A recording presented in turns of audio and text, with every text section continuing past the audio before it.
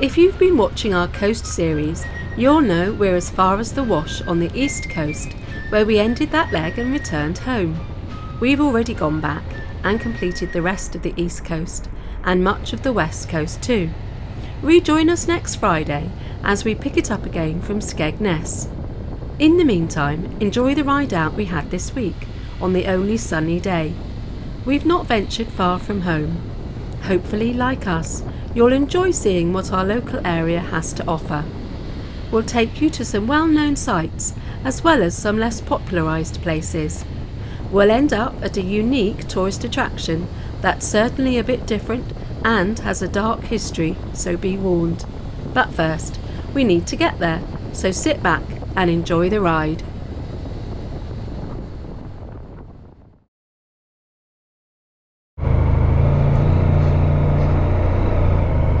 So, here we are in Banwell, lovely little village with a bad traffic problem. Yes. Everything goes through here at the moment anyway. There is a bypass planned, but the good thing about driving slowly through Banwell is you can stop and get to see some of these houses and appreciate just how old and interesting some of them are. Well, a lot of them, most of them. At the top of the hill, Banwell has a castle, Which I believe is a hotel now. I looked it up the other day. yeah. Don't think it's ever been a proper castle. I think it's just a house or a building that was built in a castle style rather than have any kind of strategic importance. But as you will see very shortly, it does look like a castle. Definitely has a presence, doesn't it?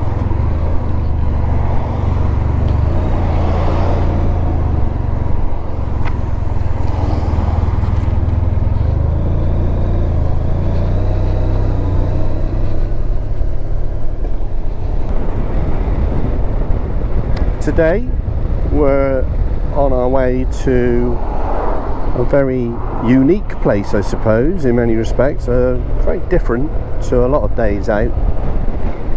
Not many experiences you get like this. But in Shepton Mallet, which is about an hour away, there is an old Victorian prison. And that isn't a railway, is it? Used to be. Yeah, it's Not anymore. Is it the Strawberry Line now? Yeah.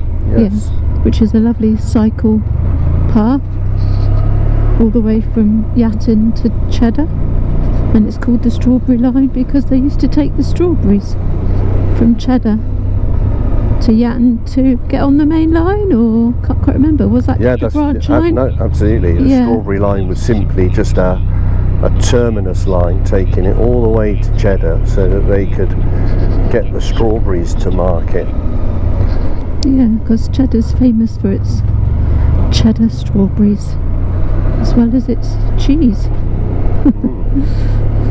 Road ahead closed though. Well, we'll see. Yeah, it might be closed because of one of the festivals. Oh, it may well be, although it's a Monday though, so this is the famous Axbridge High Street, isn't it? Say hello to Laura. Hello, Laura. Absolutely beautiful, isn't it?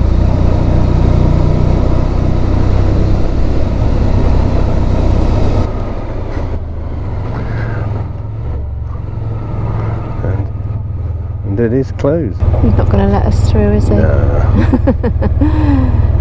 No sign of a little wave to say, yeah, come on through.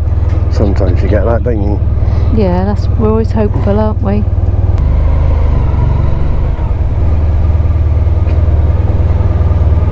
Oh, we get a better look at the lovely houses. Any good? Excellent. I'll go get one. Yeah, absolutely. Horse and cart. I want to stick on the front of the horse and cart. Yeah. We do courage racing. Yeah. Go on it. Brilliant. Excellent. Yeah. They're very good. Thanks.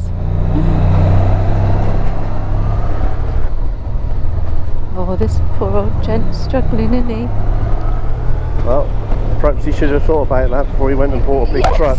Yeah, that's right. Chelsea tractor. Although he is in the West Country, so I think it's okay to have a big truck.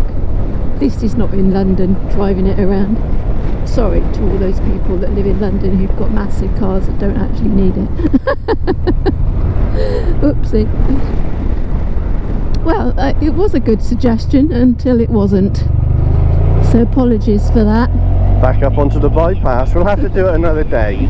Yeah, it's a lovely little village, isn't it? So this is Cheddar. The actual Cheddar, the place that gives its name to the cheese that's known worldwide, possibly the most well-known cheese throughout the world, takes its name from this village in Somerset. But oddly enough, until relatively recently, they weren't making it here. They didn't really capitalise on it much either. They've rectified that, and there's now a cheddar cheese company that actually produces cheese here and sells cheese here. You used to be able to come here and say, oh, can I buy some cheddar cheese? And they'd send you to the nearest supermarket where you could purchase stuff that was made in Canada. Anyway, this is Cheddar, and we're right at the very beginning of Cheddar Gorge. And the cheese that they sell here now, this one here, where is it? That's the cider shop. Oh, Cheddar Gorge Cheese Company, yeah. They have a cave aged cheddar cheese, and you can see the cheese in on shelves in one of the caves in Goff's Cave, aging. One of the cheeses they sell is 24 months matured, so that might be the one that sits in the cave. We have sampled it, and if you like a strong cheese, it's absolutely delicious.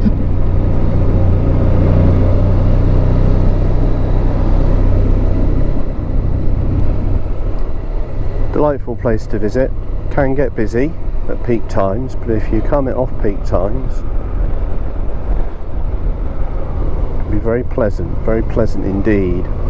On the right there is the Goff's Cave complex, and that is a really good cave to visit. Although it's on our doorstep, we did do it very recently because we hadn't done it for years, and we thought we really ought to do it again, and it was fantastic. We really enjoyed it.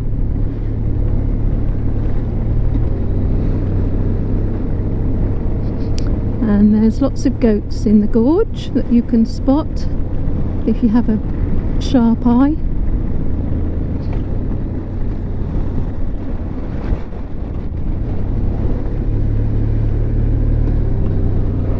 Now elsewhere in the world, stuff like this is quite common. You know, we go to places like France and Spain, and they're like almost two a penny, aren't they, in the Alps and the Pyrenees. But in the UK, this is pretty much it on this scale. And we've actually got two like this, or several like this, but this is the one that's called a gorge. The others are called combes. They're not quite as dramatic, are they?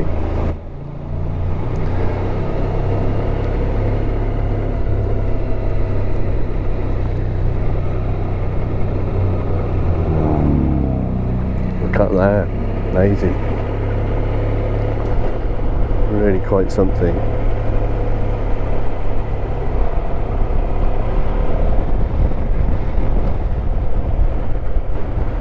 And it's great that we've got a road that you can drive or ride up through it.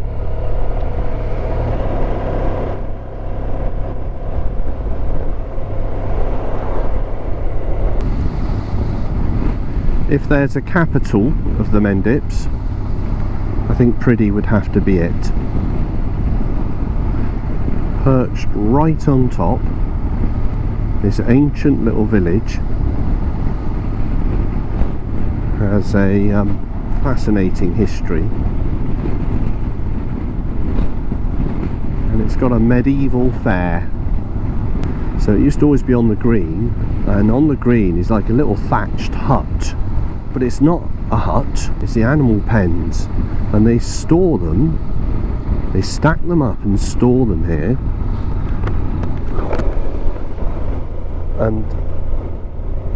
And then would thatch the top of them. If you look, there are all the animal pens. And they were thatched. But I don't believe they bring them out every year, and I don't think they have done for many years.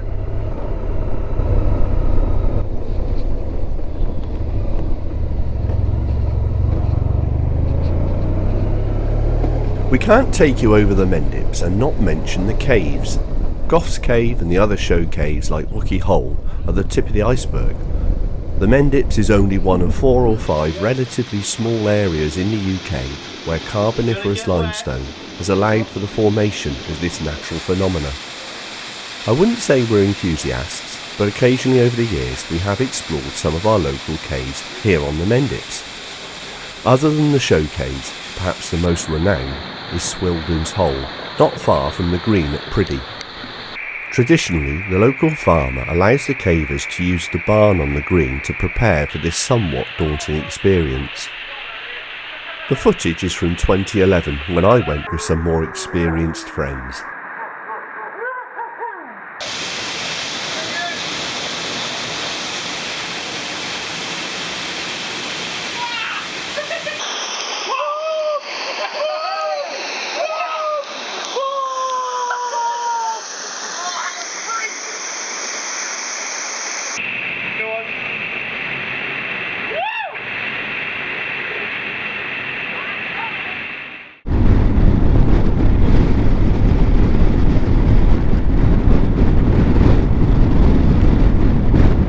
Bit of a hazy day.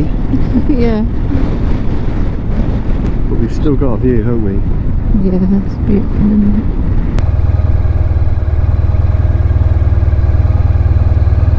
Wonderful, isn't it? The Somerset levels. Yes. I love all the little hillocks. Yeah. What a picture. Gorgeous. Enjoy the view, and there's a walk out there, isn't there, out along that headland there. You can see Brent Knoll, I think that is, and this way do we see Glastonbury Tor? We do. I think in the haze it's somewhere there, but we're going to... Oh, there it is, up on that hill over Oh there. yes. Yeah. I think we're about to lose the view though. Yeah. Is this the road that Ebbor Gorge is on? Yes. Lovely walk, isn't it, Ebbor Gorge? Scramble up between the gorge a bit. It's just a thin pathway, isn't it, that you have to literally scramble up. Yeah. I mean, you don't have to have any special equipment, but No. you have to be fairly active, fairly fit and active. But once you do scramble up and walk round, there's a phenomenal view down the gorge, isn't there? It's amazing. It's so worth it. It's worth it. So there's plenty of parking for it. Yeah.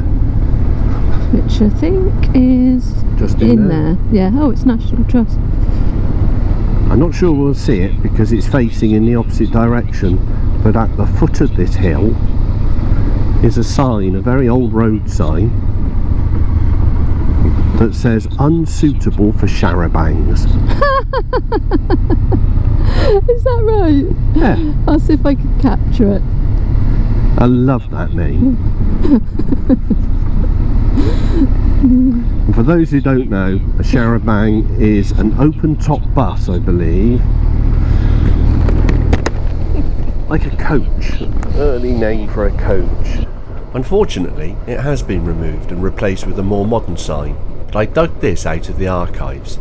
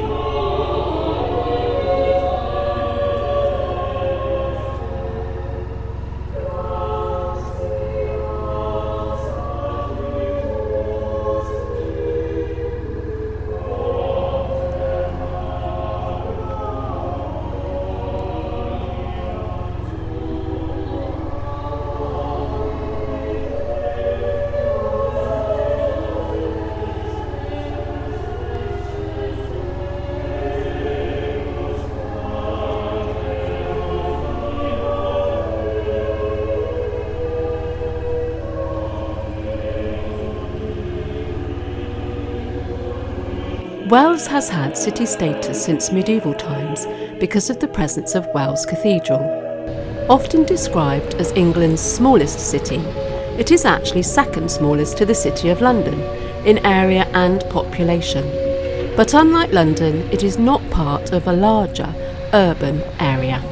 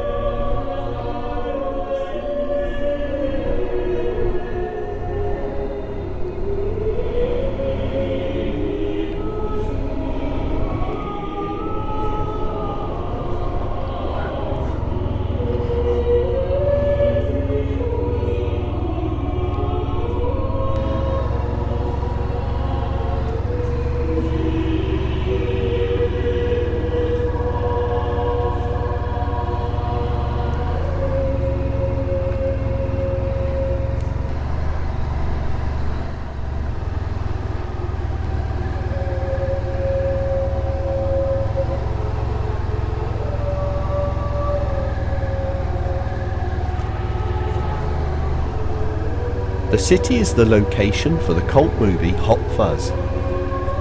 The town square and Crown Inn feature extensively. Wells takes its name from 3 wells dedicated to St Andrew, 1 in the marketplace and 2 within the grounds of the Bishop's Palace and Cathedral. A small Roman settlement surrounded them, which grew in importance and size under the Anglo-Saxons when a Minster church was founded in 704.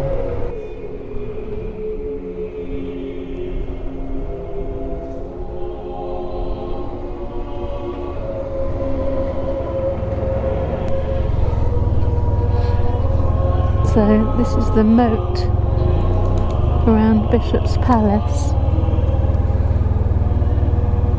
This is a fleeting visit. The best way to discover Wells is to research beforehand, dedicate at least half a day, park up and walk around. Everything is within easy walking distance. In fact, it's much easier on foot than trying to drive around.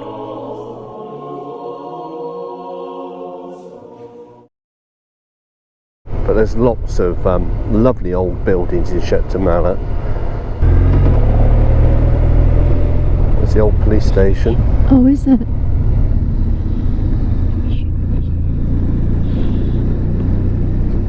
Is there a new prison here now? No. No. The prison authority has now sold the estate to a developer, and I think they've got all sorts of plans. The developer had plans to convert the prison into upmarket housing. It was already a very ambitious challenge that since purchasing the property has been made even more difficult because the prison has become a listed building. Oh, it's down here, yeah. There it is, yeah. Frithfield Lane. Prison car park. Well, we'll go in there then. HMP Shepton Mallet. Great. Yeah. Look at this. As long as they don't shut the door on us. Right. That's a pretty high wall, or fence, whatever you want to call it. I tell you what, we'll pop it in that little gap just there. What could be more fascinating than a recently closed 400-year-old prison? The reviews for this experience are glowing, and it didn't disappoint. At £22 for a 2-hour guided tour, including free time to explore, or £15 to simply wander around by yourself, it's amazing value. We fully recommend the guided tour, but you must also spend time afterwards wandering around to fully take it all in. The staff were faultless, they were passionate, knowledgeable and helpful. So refreshing to go somewhere and not be constantly reminded of what you can and cannot do. Ironic really, of all the places you might expect a little enforcement, it was completely the opposite. Very relaxed and accommodating, and we really appreciated it. We also appreciated the way they had preserved a truly authentic feel. We went during a quiet period, and the atmosphere was as if we had sneaked into an abandoned building, like a pair of YouTube urban explorers. The only thing we would say is, if grim history is not for you, then you may want to give it a miss. It gets pretty dark. There's been a prison here since 1610, that's over 400 years ago. It was built to accommodate the local ne'er-do-wells, some of whom were as young as 5 and incarcerated simply for scrumping apples. I'm not exaggerating. The conditions were primitive and there was a good chance of not making out alive, but it was better than the alternative, the death penalty, that you'll hear more about later.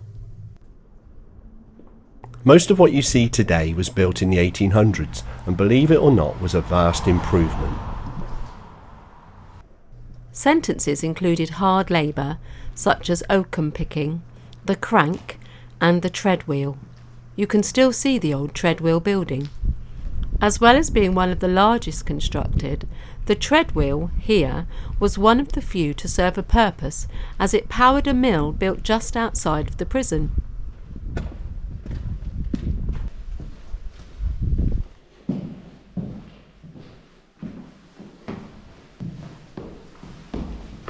The silent and separate systems were also introduced in the mid-1800s, keeping prisoners in total silence throughout the day and completely separated from one another in single cells, further punishing and breaking the will of the prisoner. So this is obviously the exercise yard and it's tarmacked now. In the Victorian times this actually was a rose garden and there was a path all around the outside, and the people that, the inmates that were in the exercise yard had to just walk around the edge. They had hoods on with eye slits because they weren't allowed to communicate at all with the other inmates, and there was a rope that went all the way around and they just had to hold the rope and walk around, and it was in an anti-clockwise direction because it was felt that they were undoing time and i.e. repenting of their sins by the opportunity to go back in time, so they walked anti-clockwise. Overlooking the exercise yard up there was the governor's house, those 2 floors at the top, and he lived there with his family. What a delightful place to live. It's a creepy place, lots of history. After the abolition of public executions in 1868, Shepton Mallet Prison became responsible for overseeing executions. Between 1889 and 1926, 7 men convicted for the crime of murder were executed within the prison. Their remains were buried within the grounds of the prison, where they remain to this day. The condemned man's cell and hanging tower are still there and very much part of the tour. So this is the execution room. There was a cell next to it which was carpeted and very comfortable. The people that were being executed were there about 3 weeks, and they had 2 guards with them all the time, so they didn't commit suicide basically. And then the executioner arrived day of execution. He had to get here before 4 p.m, before the pubs were open, because they didn't want the executioner to be drunk and make any mistakes. This is the execution room, where it was a long drop execution as opposed to the short drop execution, which is where you stood on a bucket and the bucket's kicked away from you. That's where the phrase "kicked the bucket" comes from. And this is where the people would have stood, and there's a trapdoor, and that's the lever for it. This is the hanging tower from the outside. During World War II, 18 American servicemen were executed at the prison, 16 by hanging and 2 by firing squad. By all accounts, it seems the Americans lacked the skills required to competently complete this gruesome task. During one of the firing squad executions, they didn't account for ricochet, and one of the riflemen was killed by a stray bullet.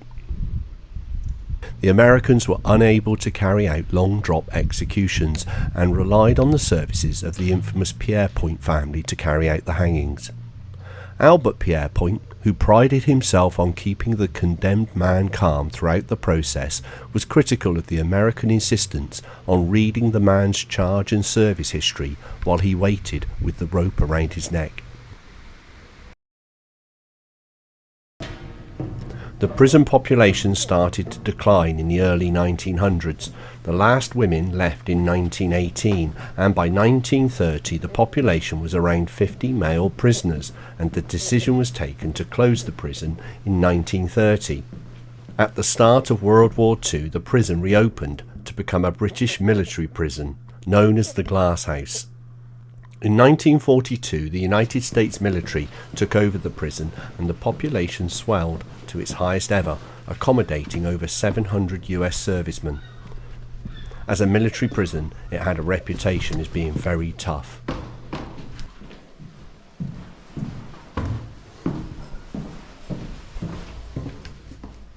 Throughout the war, the Old Women's Wing became a top-secret repository for the National Archives, as 300 tons of records and archive material moved from the Public Record Office in London for safekeeping. This included such priceless items as the Magna Carta and the Doomsday Book. After the Americans left at the end of the war, the prison reverted to a British military prison. It was during this time that the prison held the infamous London gangsters Ronnie and Reggie Kray. In 1966, the prison once again reverted to a civilian prison. In 2001, the role of the prison changed once more, housing life sentence prisoners. The inmates held at this time had been found guilty of some of the most serious offences, including murder, but would likely have already spent a considerable amount of time inside before arriving in Shepton Mallet, and were a lower security risk then. The prison was finally decommissioned on 28th of March 2013 in a ceremony held on the exercise yard, attended by officers and staff past and present, and many others.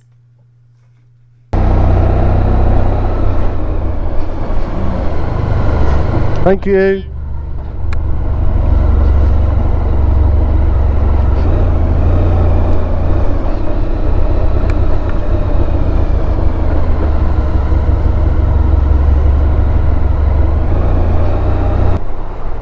So we've just had a day out or an afternoon at Shepton Mallet Prison, which is a tourist attraction. It was a prison, it's now closed, and for the last couple of years you've been allowed to go around. We went on the guided tour. Cost us I think £22 each for a guided tour, 2 hours guide. Very good guided tour as well. The lady we had, the guide we had, knew what she was on about. She knew all about the prison, very interesting stories and facts that she showed us, and she showed us every bit of the prison that we needed to see. At the end of which we had an hour until the end of the day to go around ourselves, and basically we had completely free reign of any area we could gain access to, which from what I could see seemed like most of the areas that we were able to get to. And fascinating. It might not be your thing. If it's not, then fair enough, but if you're looking for a day out with a bit of a difference, something fascinating history, a little bit gruesome at times, then I thoroughly recommend it. If I was to give it a review, I would say it's 10 out of 10. What about you, S? Definitely 10 out of 10. And it's not been sort of spoilt. It's very, as the lady says, authentic, just as it was when it was shut.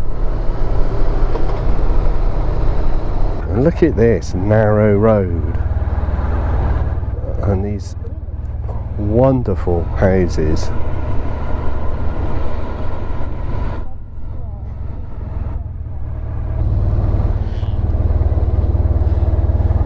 There's another little lane over there. Should we have a look? Why not? Should we explore? Lower lane, that's to a house. This is to a lane. Or down a lane. Oh yeah, look at that.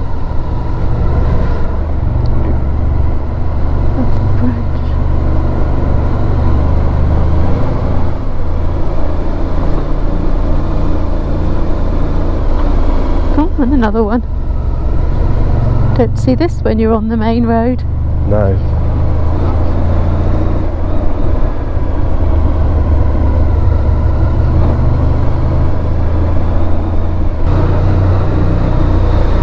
No, that's not it.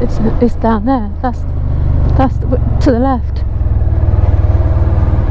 Oh, we're a bit stuckered. I don't know. We're alright. We'll get round it. Can you just look behind for me? Yeah, please? all good. Yeah. I think that's the lane on the left you're on about. Probably don't want to look right now. Down there. No. On the right now.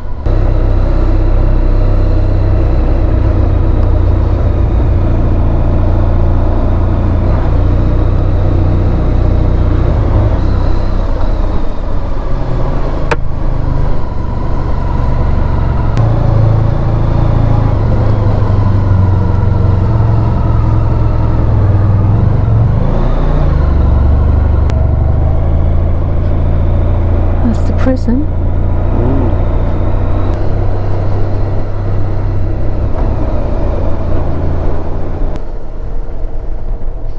Smells like a brewery. Oh, it is. It's showerings, isn't it? Yeah. What a lovely smell. Showering cider mill.